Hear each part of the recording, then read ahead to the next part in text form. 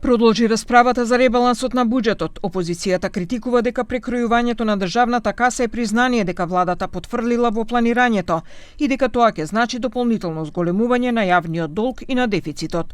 Со ова ништо суштински и конкретно нема да се направи со цел подобрување на стандардот на граѓаните, велат опозиционерите. За 2026 година се планира ново задолжување од над 120 милиарди денари, вклучувајќи издавање на нова евроврзница и задолжување на домашниот пазар. Тоа значи континуирано растење на задолженоста и растечки каматни трошоци.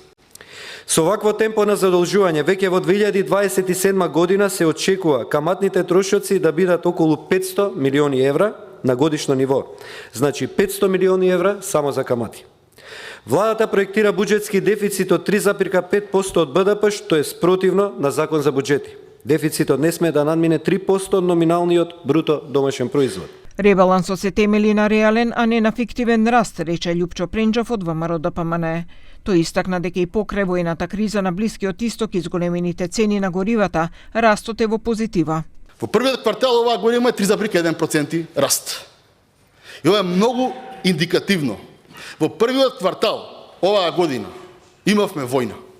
Во првиот квартал оваа година имавме цена на горива огромна. Во првиот квартал имавме цени за превоз, за загревање, се она значи енергија, качени за 100%. И погодете што? Нешто не сме во негативен раст.